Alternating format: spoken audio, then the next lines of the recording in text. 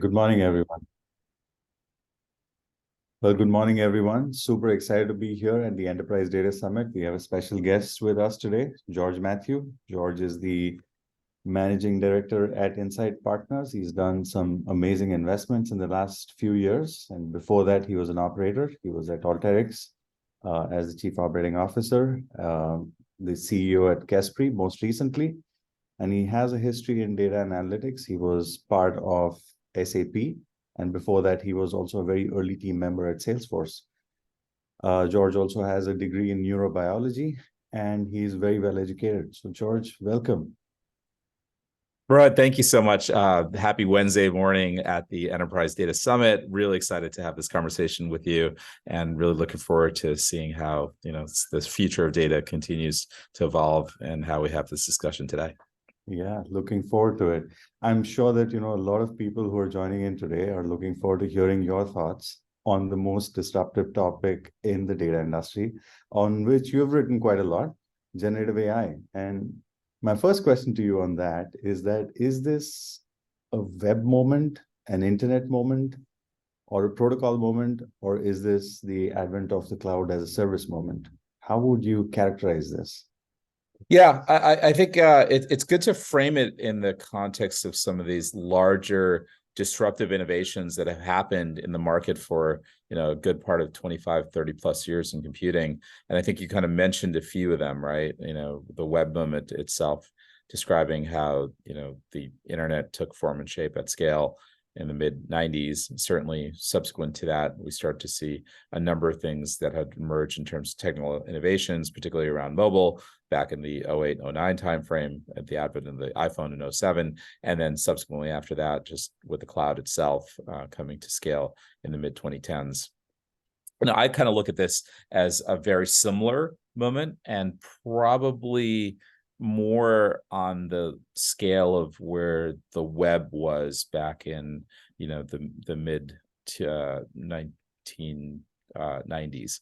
And the reason I mentioned that as the closest analogy is that the web as a artifact of how you were able to communicate, and you were able to really sort of connect all the parts of your personal and professional life in a way that we hadn't been able to before the mid 90s.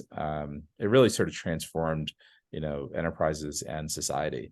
And I think that's the level of scale and opportunity that we're seeing here in the use of generative AI, particularly when it comes to both enterprises, and the use of narrow AI techniques, particularly in terms of improving the software experiences surrounding enterprises today, as well as just this profound change in potentially how humanity can achieve some level of an artificial general intelligence and AGI that would have a significant impact on society itself. And all of that's going to play out in the next decade or two. And so in my frame of reference, it feels as big and as important as the World Wide Web was back in the mid 90s. It's a big shift from where we were, from being very, very procedural to being guided into doing what we have to do. How does that break down? If you were to just step back one more time and think about what is going to get produced, because the promise of generative AI has just I think it has come as a shock to many people, including myself, as to how good it can be. But it also opens up tremendous possibilities. More code can be written, more use cases can be solved, more data can be generated. Do you think that the world is prepared to understand the consequences of what this might mean? And particularly, if you could just sort of, then contextualize that from a data management perspective, and what would it mean for the next, the enterprise leaders who are shaping up right now and thinking through their AI strategy, if you will?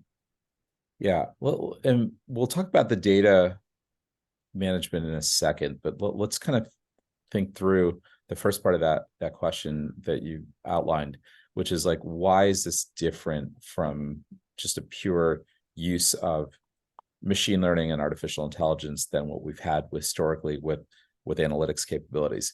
And so we've had some ability up to this point to just build better predictive and prescriptive analytics, right? And much of that was being driven, particularly on the predictive side, by using techniques like machine learning, and particularly deep learning techniques that are the foundation of where these large language models in particular have done incredibly well in the broader context of a transformer-based architecture.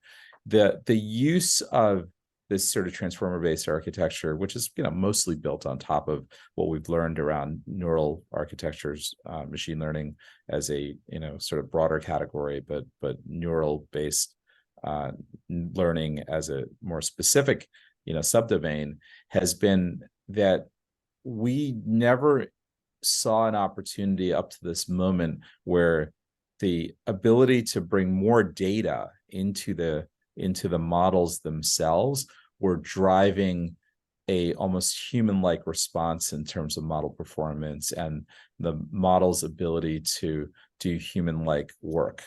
And that's the profound shift, because what we're entering here is this sort of shift that's gone from predicting things to creating things. And so we can now, instead of just saying, hey, this is what we predict is going to happen to this particular piece of data or this particular insight that we want to generate around the business, we can say, write me a blog post or create a new image that places my product in Brazil using just the prompt interface and your basic image and the fact that the rest of it is generatively constructed. And that is affecting all kinds of work in a way that has been, unimagined even as much as 18 months ago. And so when we think about what that means for the way enterprises work today, is that most workflows, most experiences that we've been really sort of confined from a non-generative standpoint up to this present moment has been really, call it, radically reimagined, or has the possibility of being radically reimagined in the next half a decade, perhaps even sooner. Underpinning all that is the fact that data is the substrate that's really making these generative models really work at scale. A lot of that data is being provided through public corpus, like information that is scraped from remarkable online sources at scale. 20% of human knowledge that's on the web today, publicly available, has gone into creating GPT-4, what we now know as likely somewhere in the neighborhood of 1 trillion parameter large language model. But then over time, what we're going to see is more private data is going to be quite important. And in the context of the Enterprise Data Summit here, what we believe at Insight, and just what I've been thinking about from an investment standpoint, is how much more these private data opportunities will drive the next decade of capability around generative AI beyond sucking in a large swath of publicly available information, which is the underpinning of like language and reasoning and understanding. But right, the domain specificity is all going to come from the private data. That's right. I think, the access to this private proprietary data is going to just add so much more to the accuracy of what is being produced and, in the context of what has to be done, for example, in healthcare or in finance or legal. I think we're already seeing some massive shifts in each of these domains. And you're absolutely right that, earlier we went from doing some categorization, taxonomy, prediction, to now actually generating stuff. Really exciting things. I'm when you see those examples right now you mentioned in legal and healthcare and financial services, what's really fascinating is those domain models are actually emerging even today, right? So one of the first key examples was what Bloomberg GPT did about 2-3 months ago. If you think about the emergence of a large language model that's finally focused on the domain of financial reporting, and a base model being built by one of the leading providers of data in that space, being Bloomberg. Now you start to see products and services that Bloomberg is building, but others are going to be building around that domain specific model. So I think, Rohit, to that point, we're going to see more of those, call it, industry domain-specific models emerge, and we're seeing that. You mentioned legal. There's several domain-specific models that have emerged, both by incumbents as well as new upstarts coming into the market to introduce models. Like Harvey has recently introduced a model for legal. In a similar manner, we're seeing a fair amount happening in the medical domain, whether that be medical research, just being able to do medical diagnosis. Hippocratica was a recent investment that we just learned in the market was just made around just understanding medical literature better and leveraging a generative model for that. So we're going to see a fair amount of really extraction, understanding, and summarization of domain-specific data being leveraged by these domain-specific models. That's right. I want to just sort of, there are many ways to understand the future, right? And we can all sort of, try to predict the future and try to get, and look back at those predictions 5 years later and see whether we were right or not. But one good way of, sort of understanding the future is also looking at what are these extremely young, startups going to put their energy into. And the proxy to that is, hearing from insight in terms of, what is happening across entrepreneurs who are coming out today and are thinking of building very, very strong, large-scale businesses based on these LLMs, and what would that future look like, and what is the kind of traffic that you're seeing in terms of, just fresh opportunities, areas that you're considering, and what will get disrupted, in order of precedence, because it could start with consumer, move into, utilities, and then eventually head into the enterprise. Is that the right way to think about it? Yeah, I think that's right. If we think through where the current realm of investing, particularly around foundation models and generative AI, is, let's be clear that this is all built on a data substrate, right? So the modern data stack has been an essential part of how we see particularly enterprise-based generative model work occurring, and just foundation models kind of being built. So particularly as the need for private data is going to become more and more important over time. So we've seen this trend line across, call it, 3 interrelated hyperstacks. I just mentioned the modern data stack as a relevant piece of the puzzle. If we think through then how ML ops, machine learning operations capabilities, were really enabling the build out of a lot of the machine learning models at scale, it's only through those 2 underlying hyper stacks have we seen the emergence of this generative AI movement. Right now, around generative AI in particular, we're noticing that a lot of the investments and the innovations are happening in terms of full stacks, right? And full stacks being built purpose for a specific persona. Example being the investment that Insight made in Jasper, great company that's been very targeting an end-to-end experience for what a content writer would be doing with a few bits of information from a prompt, generating an entire blog post or an essay, and effectively 10xing the productivity of the content writer themselves, delivered effectively as a full stack. Additionally, we're seeing, tools emerge, whether it be machine learning operations tools that are now starting to show themselves into LLM and foundation model operations, as well as, some of the newer players that have really been focused on LLM orchestration and just being able to chain things together in a way to build ensemble-based models very effectively. Those are kind of picks and shovels that we're generally seeing in the market for this entire sort of new layer emerge as a hyperstack above the modern data stack and ML ops. The good news is for enterprise data orchestration and for enterprise data observability, you're gonna just see a fair amount of just plugging into the needs of building this modern data substrate.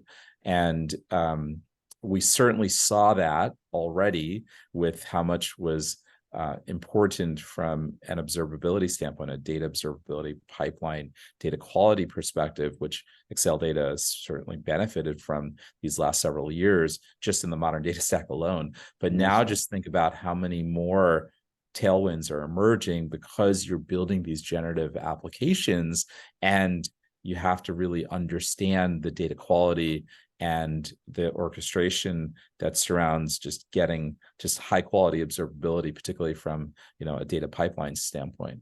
Why is that important even now? Well, think about it. If you have bad quality data going into a generative model, it hallucinates. And so the hallucinations are only reduced by ensuring that there's high quality data that is appropriately being monitored and observed as it's going through a variety of data pipelines. And that's not getting any more straightforward. In fact, it's actually getting more significantly complex as an opportunity for anyone who's in the data observability market. Absolutely. I think, when we talk to data leaders, they are actually sitting at an intersection of three problems. There's the first, which is obviously never going to solve itself, which is the problem of the team. That, do you have enough talented people across the data and analytics and now machine learning and AI pipeline? Do you have enough of those guys? And then there's the technology selection that, are we going to go private models, public models? What are we going to do? And not just there, but, across the modern data stack. And then finally, it's the delivery of data. And, whether it's local supply chains or global supply chains across the modern data stack and the enterprise, landscape, I think it's been a challenge to, and sometimes I wonder if, these data leaders are prepared to take on more. And if so, what are the contours of, what sort of guardrails should they start thinking about that, what is the operability model? How do they exist, today, 18 months from now, and, 5 years from now? Yeah. Well, should and could the leaders in these organizations, the enterprise companies that you serve today, take on more, and how could they take on more, particularly with the complexity of what's already in place, right? And Right. in their enterprises? It's a great question.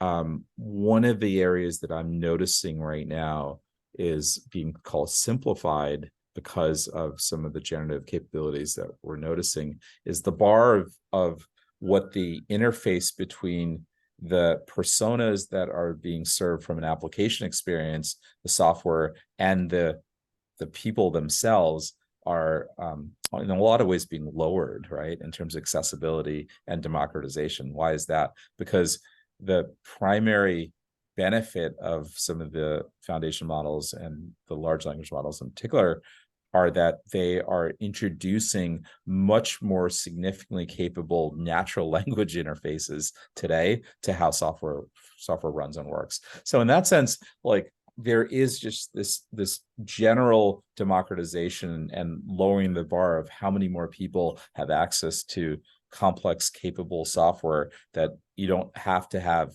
a large instruction manual to be able to run the software itself. You have these more democratized experiences coming to a table near us, mainly because of the generative AI capabilities that are driving that democratization.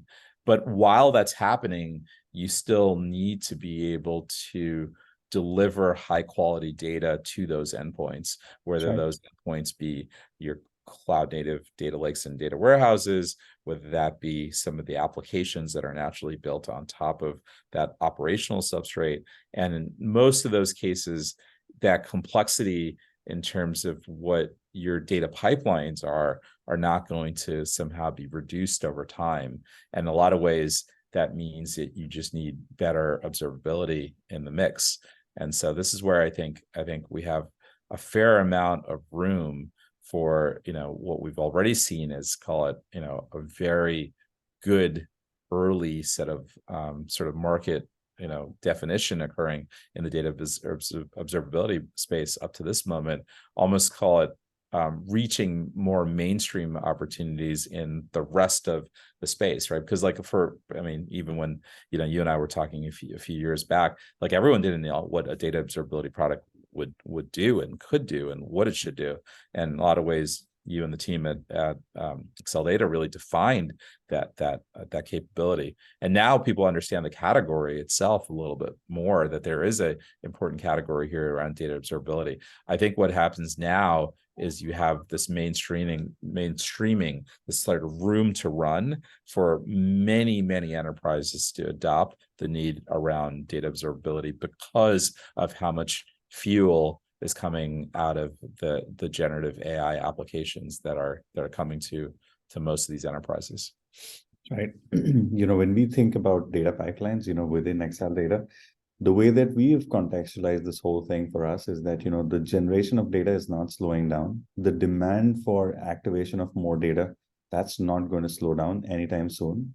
But there are two more important trends that are, at the if you think of the backdrop of what has happened in the enterprise, two big trends are cloud transformation and the whole data stack modernization.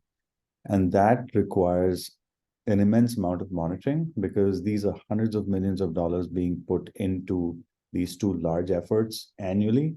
And people would like to know what the results are. And when you're trying to get to high outcomes or high quality outcomes, everything needs to be monitored. I just keep telling people that, if you had a few gold bars and you had it in a locker, would you not monitor that all the time? And, when you have data, then you're trying to, continuously look at, whether the outcomes are right or not, especially when it has the potential of, changing the outcomes for the business. For example, a report being wrong is not just a report being wrong. It essentially means that the pipeline is broken probably a week back and nobody paid attention to it. But today's the day of reconciliation in a bank and, you're all messed up. And And if imagine how much the stakes have increased now, right? Because as you called out, Rohit, like, it used to be like, yeah, maybe that report is wrong, but then I'm going to be able to go figure out why it's wrong, and I have like enough context around me. There might be a business user, a non-technical person in the midst of this that's literally interfacing with a chat-like UI, right?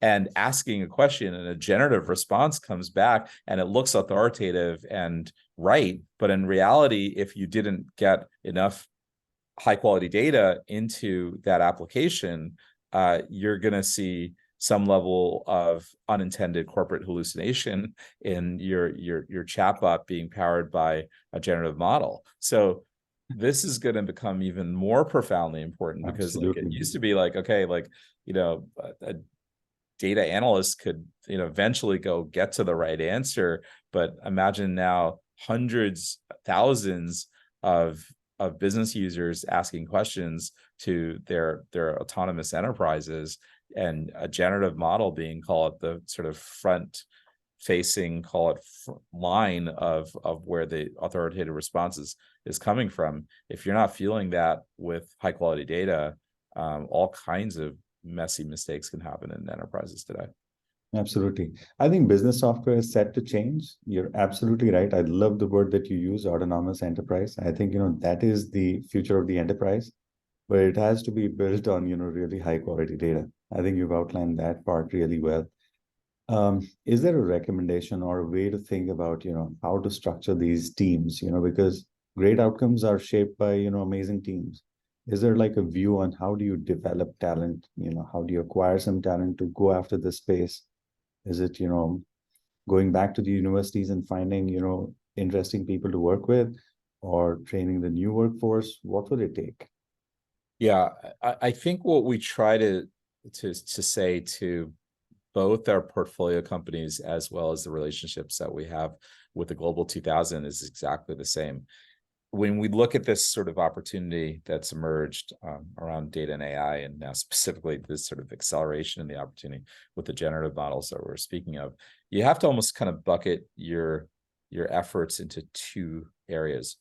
And again, this is the same advice we give for our portfolio companies as well as the folks that we support in the Global 2000. One is like really just understanding what your product strategy is using and leveraging generative AI. And in that regard, there are plenty of things that you can do to lower the barrier for how accessible your software is and your products and services are, in the corporate sort of global 2000 by using generative models the way we just described. And we're seeing that across the board, like products and services that are being introduced. There's some things that you'll be introducing pretty shortly, I can imagine, with exactly, that mindset. The other area is just how you think about the optimization of your businesses. And in the sort of optimization of your business, what's really remarkable to see is co-pilots using code generation purposes around a generative model like GitHub Copilot, the use of products like Jasper to get better content writing be delivered, the use of emerging products to look at the way that, say, for instance, your unit testing could be now generatively scaffolded for code that you've historically had, somewhat black boxed, and you don't really have a real reasonable understanding of how to unpack it. You can now sort of apply generative models to be able to back test and create, scaffolding around unit tests that you couldn't do before. So there's these two large opportunities for everyone here, right? One is just really sort of updating and upgrading your products and services as you deliver them into market using a generative underpinning, and then just getting to better efficiencies in terms of how you run your business using some really impressive tools that are now available for many functional areas in an organization. That's right. I know we are getting close to our time limits today, and hopefully this has been sort of very exciting to hear from you. I would sort of close this with one last question. How are the boards reacting to potentially even gross margins being affected by the use of large language models and the amount of compute that companies will need, not just today, but in the future? And more fundamentally, is that compute available today for enterprises? And the last bit of that question, the tail of that question, is this the final need for all the enterprises to then start moving to the cloud? Is this going to be that huge, massive push towards the cloud? Yeah. So if we think about the level of attention at most boards on what you're doing around generative efforts, it's definitely reached peak buzz. There's no doubt about it. And so there's reasons for that. You can walk through the multiplicative examples that we're seeing across the value being created, both in sort of new product strategies as well as efficiencies in how the business can achieve certain levels of just better optimization using some of the products and services that we're seeing. Like in BPO businesses, we're now seeing several thousand person organizations now being shrunk to 200 people and a generative model. So there are great opportunities for growth and efficiency that are happening simultaneously with the use of generative models, really sort of reimagining how enterprises run and how software businesses are kind of built. So over the long run, I think this does accelerate the movement to the cloud. It does, in the short term, introduce some premium products, and we were talking about this just even today, where there was more and more priced offerings that are called your generative AI high price premium offerings to your classical products, and kind of putting as much as 30-40% premiums, like not just what ChatGPT has done more recently with their sort of premium offering, but also Microsoft, also Salesforce, also ServiceNow. So you're seeing this kind of trend line emerge. I don't think that is actually a long-term sustainable idea. I think over time, your AI products are just your products, right? And I think what we're going to see here is that this is like the underpinning, the new substrate of how all software is built. Just like, we saw a wave in terms of how mobile really optimized software differently for UX and experiences back in the 08, 09 timeframe. And just like we saw some level of workload, particularly in terms of like the cloud native software companies get to achieve some scale, particularly in the 2010s. Now we're going to see in the 2020s this radical movement towards really sort of driving AI as a fundamental part of not only those software experiences, but how those enterprises run. And, we didn't even talk, because we're going to run out of time, of all the societal impacts to all this. But that's where I just think that this is just going to be just the way that everyone works. And that's a pretty exciting future for anyone in the enterprise today. And certainly anyone who's, really driving the next generation of observability, particularly an enterprise like you and the team have been at Acceldata. Yeah, absolutely.